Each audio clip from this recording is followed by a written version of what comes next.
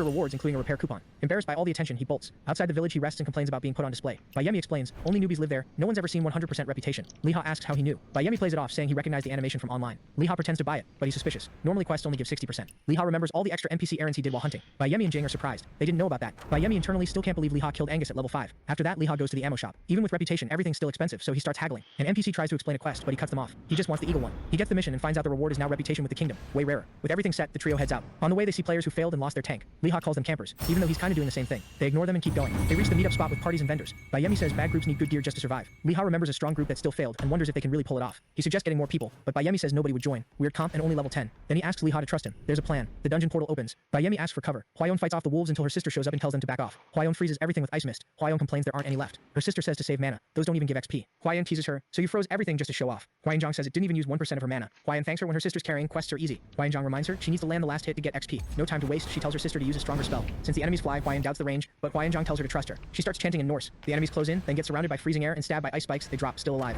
Hwayeon steps out of the party so her sister can get all the XP. Hwayeon fires stronger fire arrows and finishes them off. In the dungeon, Lehigh gets the musket ready. Bayemi asks if Jingdong has won with nature. He does, but not for combat. Still works. Lehigh surprised Bayemi knows so much. The lizard man just tells him to follow behind them. He'll get it soon. The invasion continues and the plan starts. Bayemi coats his body in poison. Lehigh thinks that's insane. Bayemi tells Jing to use one with nature and says to trust him. Wolves won't come near. They head into the territory toward the boss, the sword eagle. A wolf shows up. Lehigh wants to act. Bayemi tells him to relax and walks right up to it. The animal doesn't attack. The plan works. The realistic AI avoids poison prey. Since the lizard man resists poison, he can just cover himself in it. Jing camouflages as a tree. Lehigh just has to use the poison smell. Lehigh is impressed by the loophole until a crow flies up, calling for Jing. The camouflage breaks. The wolves catch the scent too late. About 20 of them surround them. Jing apologizes and says he'll distract them while the others run. He'll take 2 days to get back into the game. Lehigh refuses to leave his friend. While the others are talking calmly, he takes it seriously and starts thinking of a plan using the AI. He asks for a second. Jing asks what the idea is. If they stall, the wolves will attack. Lehigh gets ready and says they're a team. If they're going down fighting together. Bayemi asks what the plan is. Since the musket only hits one target at a time, Lehigh just reloads, but with 2 packs of gunpowder and no bullet. He tells everyone to cover their ears. He fires massive explosion. The other 2 almost go deaf and complain. Great, now the wolves are definitely coming, but the pack turns and ignores the group. Lehigh tells them to run and says he'll explain later. While they're escaping, he explains he used something different. The wolves follow the smell of the gunpowder. Once they lose them, Bayemi realizes it was a sound and smell distraction. It worked because the game is realistic. Even humans can't handle gunpowder up close. He compliments Lehigh's knowledge and asks if he's played Middle Earth before. Lehigh thinks it's obvious, they're literally in the game, but Bayemi changes the subject. Jing asks them to look away so he can summon the crow. They think it's some secret skill, he's just embarrassed. They insist on watching. With no choice, he does a ridiculous dance with a shiny final pose. The other 2 crack up laughing. He says without the dance it won't work. Summons come from the heart. They mess with him a bit more until the crow shows up. They head to the top of the mountain to face the boss. From far away, they see the eagle, way bigger than they expected. Lehigh jokes that soon they'll be fighting something the size of a house. The boss is 4 times bigger than the other eagles. Bayemi explains, it starts with a dive bomb, it can rip arms off, then it lands and lets out a supersonic screech that stuns. They should attack while it's in the tree. Below 30% it loses flight. Jing does max damage and Bayemi distracts the minions. Lehigh asks to shoot first. Bayemi would rather wipe the smaller birds first, then focus the boss.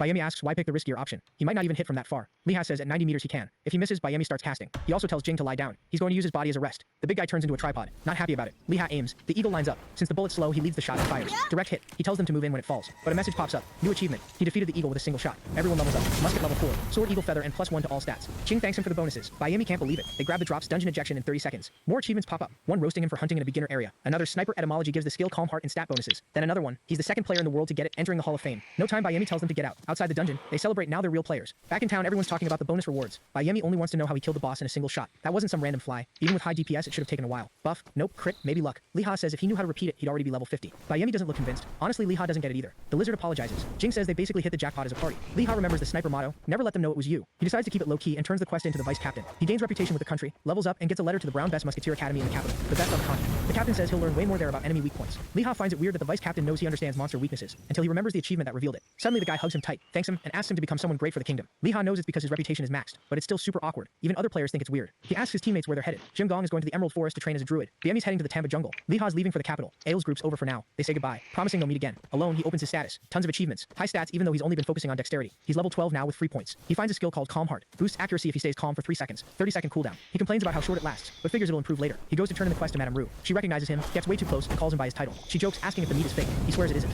He hands over the eagle meat. She confirms it and makes the promised lunchbox, saying her husband was sad he didn't get to talk to him earlier. Then the husband shows up, huge and kind of creepy, staring at Lehigh instead of the meat. He thanks him with a crushing hug, and says only a true meat lover couldn't be a bad person. Then he asks if Lehigh wants to learn cooking. Lehigh thinks there's no chef class, but there are crafting skills. Since he can only have 2, maybe it's worth learning dishes that give permanent bonuses. He says yes. Chef Gyo Mifgar promises to teach him. A window pops up asking if he wants to train with the great chef. He accepts confidently. He cooked in the army, he should be fine. Training starts and the chef absolutely destroys the food he makes. The chef yells like a reality show host, saying not even a dog would eat that. Regretting ever teaching him, he keeps roasting him. Lehigh only doesn't shoot him because he'd get banned, so he holds it in. After a bunch of dishes, it's time for another evaluation. Out of patience, Lehigh threatens him. If he doesn't pass him, he'll shoot for real. By some miracle, Gyo approves him, and even says it was thanks to his amazing teacher. Totally traumatized, Lehigh leaves the shop trying not to come back and murder the chef, but he does get the cooking skill. On the way out, he notices a vitality debuff from training, and runs into Madame Rue, who hands him the promised lunchbox. She asks for another favor. He complains about yet another quest, and says he's not accepting until he knows what it is. Annoyed, she puts another lunchbox on the table. Deliver food in a letter letter to her sister in the capital. Failing would massively drop their friendship. Weird for a final quest. He asks if he's going to have to fight a monster. She says worse. People, maybe even assassins. Then she laughs and says she's kidding. With a 1-month deadline, he figures he can get there in 15 days and he's going to the capital anyway because of the academy. He accepts. Ruth says the lunchbox has magical preservation, but the taste won't last forever, so don't mess up the delivery. He takes both lunchboxes and heads out, but first eats his to boost his stats. He thinks he'd get rich if he could make stuff like that. Then he reads the description on the other one. Insanely high bonus, unique item, and tradable. Immediately he thinks about selling it. In real life, he checks the prices. It'd be worth a fortune, like 5% of the cost of the surgery that would let him walk again. But selling it would wreck his reputation with the capital. He hesitates. They're just NPCs, programmed data. Is it really worth it? While he's thinking, his mom walks into the room asking if everything's okay. She asks why he's still up and says tomorrow she has an important dinner, so she'll be home late, but she'll leave food ready. Touched, Lee Ha decides to stop thinking about the lunchbox for now. He'll go to the capital and figure it out on the way. In-game, he goes to the ammo shop. The seller, weirdly friendly, asks about the herb. Lee Ha says he couldn't get it. He also asks about the supplier they talked about. The guy says he should be arriving soon and offers tea. While they drink, Lee Ha asks about maps. They cost 5 gold, premium item. Now he gets why people just take screenshots. He passes for now. The supplier arrives, Babu. He and Lee Ha lock eyes. Lee Ha asks for cheap ammo. Babu agrees. The shop owner tries to kick the kid out so he can negotiate a loan. But Babu blurts out the prices. Bullets for 1 copper, gunpowder for 4. Lee Ha realizes he'd been getting ripped off before and calls the seller out about the 15 he used to pay. He starts to leave, telling the guy to go find the herb himself. The man begs and promises any reward. Lee Ha asks for a musket. Not happening. So he picks the expensive map instead. The seller hesitates, but when he hears it's about the herb, he agrees. Lee Ha walks out winning, loaded with ammo. After that, he opens a bank account to make buying stuff easier. He remembers his cousin Ki Jong and calls him. Says he hit level 12 and they'll be able to meet up in the capital. Ki Jong's shocked the sword eagle got taken down so fast and promises to welcome him properly. He asks if Lee Ha ran into Kuei Jong.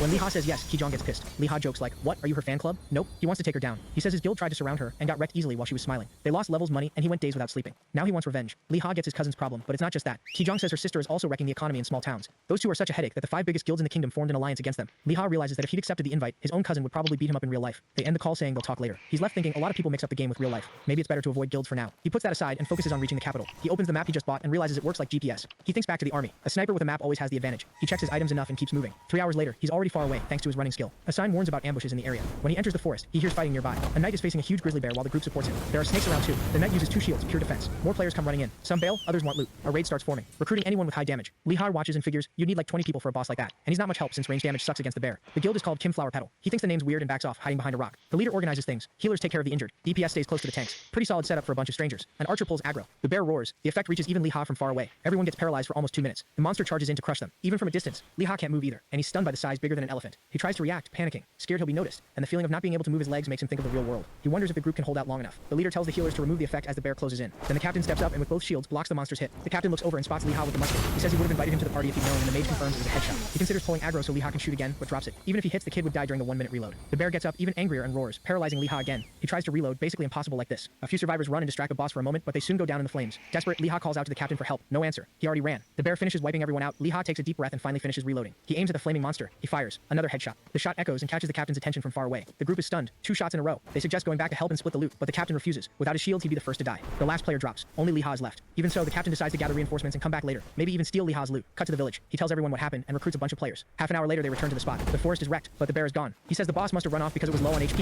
and tells them to move carefully. 2 hours searching. Nothing. 3 hours, people start complaining, thinking he made it up. The captain insists. The destruction proves the bear was there. It's just hiding somewhere hurt. The players agree to look a bit longer, but warn him if they don't find anything, his reputation's done. He starts sweating and wonders if the musketeer really killed the boss alone. Cut to 4 hours earlier. Lee Ha is still fighting. The bear survived the headshot and is even more furious, setting everything around it on fire. The paralysis wears off, and Lee Ha backs up to reposition. He spots the captain's group running away and gets annoyed, but forces himself to refocus. While dodging, he reloads as he walks, something he practiced. He lines up the shot. 3 headshots should do it, but the bear's already close. 1 swipe sends him flying. The game only transmits 20% of real pain, still hurts like hell. Low HP, blurry vision. He tries to listen for the monster, but the bear moves silently. He focuses. The next hit decides everything. He remembers the sniper mantra and feels the enemy's presence. He dodges and shoots it in the chin. The bear staggers back, but it's still standing after 3 shots. Out of options, Lee Ha uses bayonet charge, the skill he thought was useless. He rushes in and drives the musket into the bear's chest, tearing it even more when he yanks it back out. He takes another hit and goes down. Cut to him waking up, not knowing what happened. Messages pop up. He gained a bunch of levels. He went up 9 class levels and his musket skill hit level 5. He beat the bear. He celebrates and starts collecting loot. The system tells him the boss was 50 levels higher than him. He gets into the Hall of Fame and earns stat and damage buffs. Now he's level 21 with a ton of points to spend. He puts almost everything into dexterity and a little into HP. He picks up weapons from dead players to sell later. Then he grabs the bear's drops. A full rare fur set, cloak, hood, and boots with resistance to fear and fire. No weapon, but still an awesome reward. Since the new set is better than anything he had, Lee Ha equips it and gets the resistances and stat bonuses. It fits perfectly, properly geared up now. He keeps moving. Cut to Captain Kim getting absolutely roasted. The clip of him running away went viral. In real life, he's as huge as his avatar, and even smashes his keyboard in rage. Not knowing Lee Ha killed the bear, he swears he'll hunt down whoever did it. He suspects the protagonist, but thinks there's no way he could have beaten the boss alone. Still, he decides to look into him. Back in the game, Lee Ha keeps going calmly. With fire resistance, maybe he can even tank Huiyon's magic. He thinks about his cousin and how he might have to face the sisters later. He opens the map. Biemi and Jingong are far away, and the sisters went to the Gamsubong kingdom. His stomach growls. He's hungry. He goes bear hunting. Since then, he's hit level 23. He finds one, checks the wind and distance, and shoots, just a graze. Weirdly, the bear doesn't react. The first set stops other bears from attacking him. Second shot, he drops it and collects the loot. At this pace, he'll hit level 30 before the capital. Another bear is watching, a white cub. Way too cute, and it grabs onto his clothes. Lee Ha realizes he might have killed its mother and feels guilty. He can't shoot it. Instead, he gives it bread. The cub's happy. Honestly, it even looks like it could become a future pet. He tries to leave, but the sad look makes him stop. He sighs, picks the little bear up, and wonders what to do. He calls his cousin Kijin Nong and says he'll be late getting to the capital. His cousin tells him to be careful with bears while totally ignoring studying so he can play raids. Lee Ha asks if you can have pets in the game.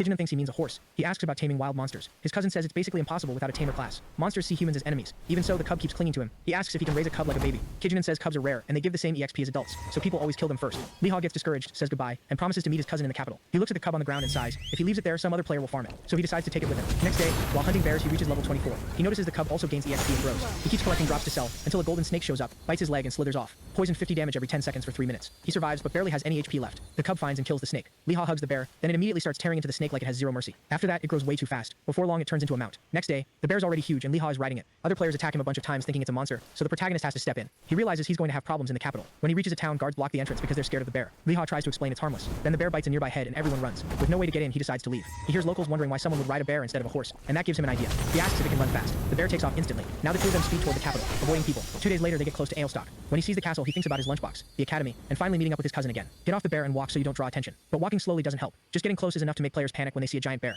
Liha tries to explain he's raised the bear since it was a cub, but nobody listens and they tell him to back up toward the walls. NPC guards show up and start getting ready to attack. Annoyed, he warns them anyone who comes near the bear is getting shot. The mages ignore him and throw fire and ice. Liha fires to intercept and notices something weird. A mage steps in, raises a holy shield, and activates an anti-magic zone. The bullet and the spells get compressed into a sphere of light and vanish. The flash blinds everyone for a moment. When people can see again, a knight orders Liha to lower his weapon. Nobody's allowed to cause trouble in Ailstock. They're holy knights. He says it was a misunderstanding and nobody will be punished. But if Liha fires one more shot, there won't be any forgiveness. Liha complains they attacked first. The knight agrees, but still, bringing the bear caused chaos. Even so, he's letting it slide. The female mages get a warning. Offensive magic is banned in the capital, but they were trying to protect civilians. The knight disperses the crowd. Liha leaves relieved with the bear until they call him back. They ask him to come with them for a moment. He suspects it's an ambush. The knight introduces himself, Sir Syndergaard. He swears on his honor he won't harm Liha or the bear. Liha agrees, still confused. Syndergaard tells Sir DeGrom to guide him through the city. With no real choice, he follows. As they walk, Syndergaard realizes something. The holy shield supposed to stop any attack cracked from Liha's shot. That oath gives Liha an achievement and plus a 50 reputation on the continent. DeGrom stops along the way and asks about the bear. He says he knows Liha is an honorary member of the Castle of Lightguard, so he doesn't need to be so suspicious. Syndergaard shows up again and says someone like him would never cause trouble. Liha asks how they knew he was an honorary guard member. Syndergaard says they already know he works for the good of the kingdom. The protagonist realizes it was his quest reputation that made the knights trust him, so he tells the whole story. How he found and tamed the bear on the way to the city, and how he beat a bunch of bears including a bear of agony. Syndergaard gets that the bear is tame, but he can't let it walk around Ailstock. A giant bear would cause mass panic. A soldier says bears need to live with other bears, and suggests releasing the cub back into the wild. Liha hesitates. You can't really tell a domesticated bear from a wild one, and some player might attack it. Still, with no choice, he agrees to release the bear immediately. The little guy looks confused. Before leaving, DeGrom asks his name.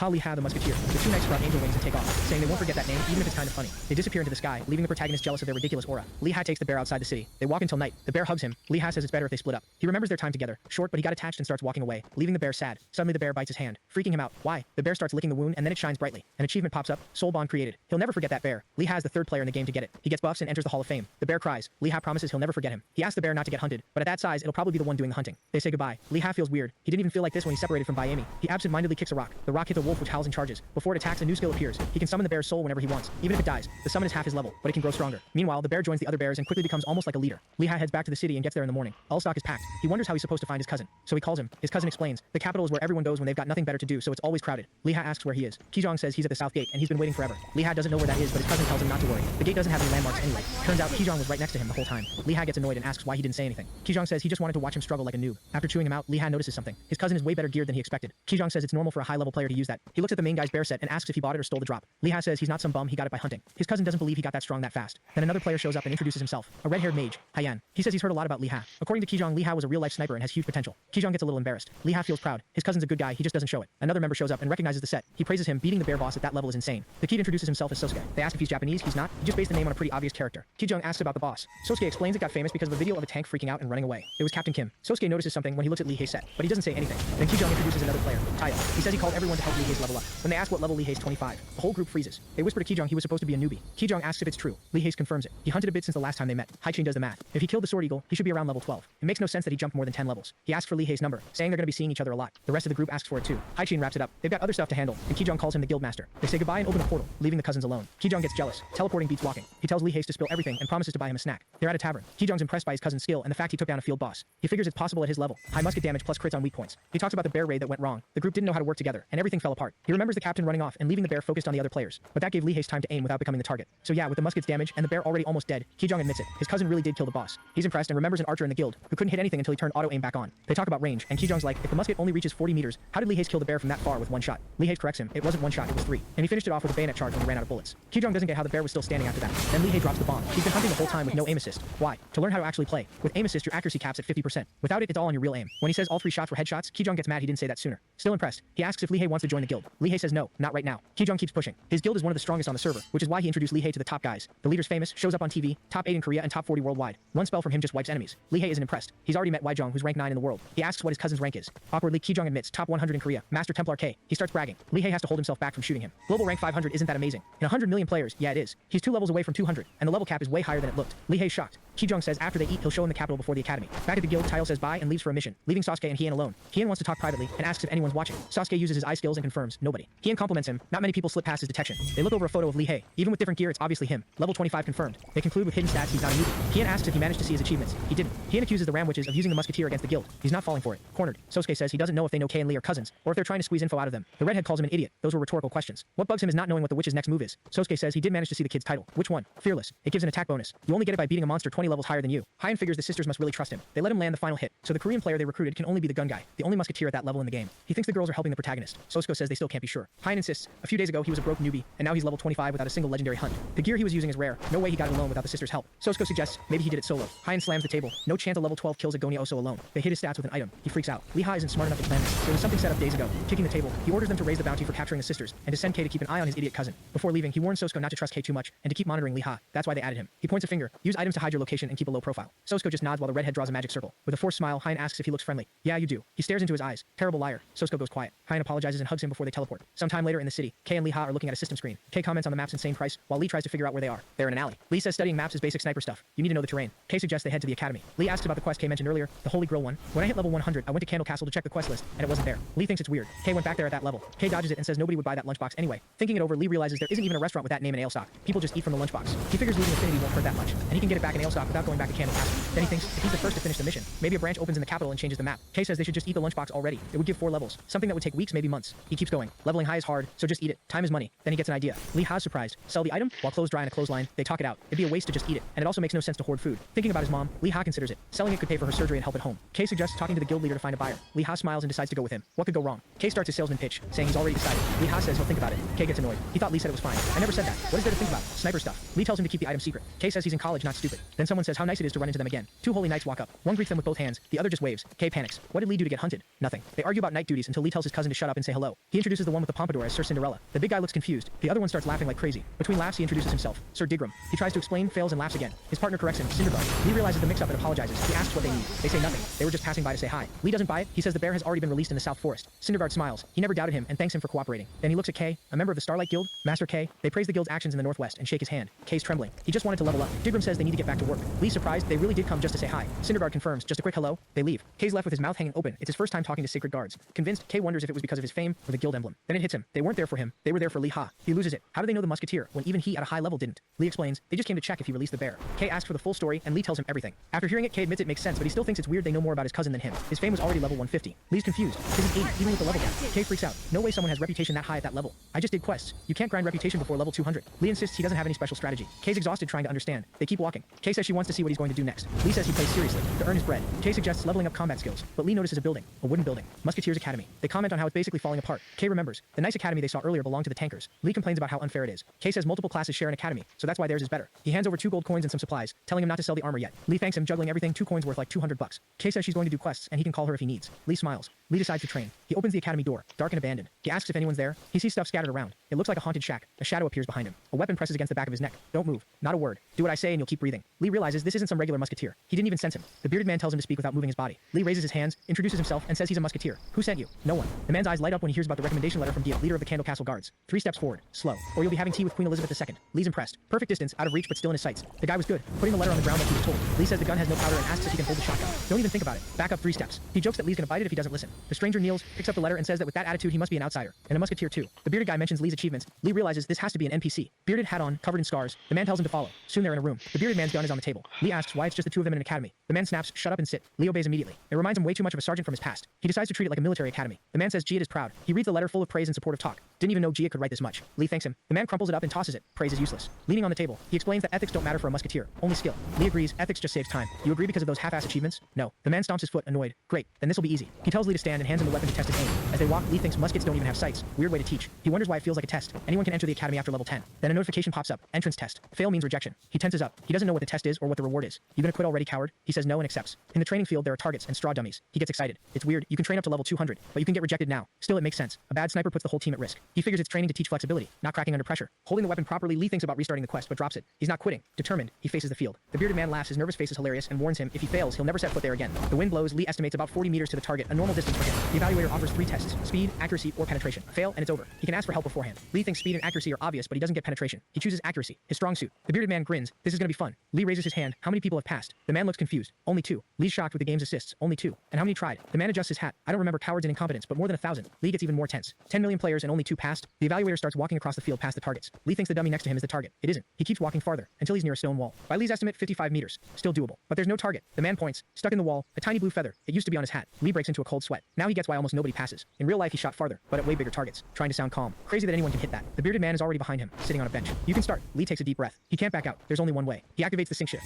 A notification appears and lights wrap around Lee's hat. He tells it to crank the range up to the max. Another message. Accuracy guaranteed at 50%. He figures it depends on his senses now. New notification. Accuracy set to the highest possible. The system warns the change might affect gameplay. Accept the risks? Yes. Lights wash over his body. Testing his senses. Everything looks sharper. He tosses around into the air and sets the musket on the ground. Tap loading? The bearded guy asks. Exactly. The old man says if this were a speed test, he'd already have failed. Lee takes his shooting stance. 55 meters to a tiny target. You can barely even see the feather. He calms down. He can do it. He imagines it's a target 250 meters away. The evaluator watches. The kid's focused and gutsy. Lee locks in his aim. The feather gets clearer and clearer. Clear mind. The world around him disappears. Only the target matters. His finger squeezes the trigger. The shot rips through the air. The wind bursts around him. Lee holds his breath. He hit it. The bullet pins the feather and even chips the wall behind it. He celebrates inside. The evaluator's surprised. Nice shot. Lee's shocked a guy can see that far. He can barely see it himself. You're not gonna check. No time. The old man adjusts his hat, smiling even while calling him annoying. Notifications pop up. He passed the test. One of the top 3. Lots of bonuses, plus 40 reputation and a ton of agility. He's pumped. Finally getting why the reward was secret. Quit dancing around and get in here already, the grump says. Lee runs in, excited. After that, the man pours an orange drink into a silver cup. You happy? Very. The man browless says the skill explains why he's so irritating. It was luck, Lee says. The bearded guy drops some Yoda-style wisdom. Luck doesn't follow the incompetent. Only the good ones get to walk with it. He drinks while Lee thinks. The achievement said browless is one of the 3 best musketeers in the world. The old man explains boldness calms the mind, and a calm mind makes precise movements. A flash of the shot through the feather. He smiles. Maybe there's actually a brain in that head. He says if Lee had shown up earlier, he could have trained him to be one of the 3 musketeers. Lee thinks the name's weird, but lets it slide. You're still a diaper baby. Then the old man tosses him a blue bundle. Keep it. What is it? Ammo. Worth 10 silvers. Lee's surprised by the reward. Basic training's useless. What matters is skill. Lee thanks him. Browless tells him not to because it gets worse. He fixes his hat. We're going spider hunting. Lee gets the new quest and gets annoyed. No welcome party, just freelance work. Spider hunting won't give much XP at his level. There are bats in there too. There are. Why? He bargains. He wants to kill bats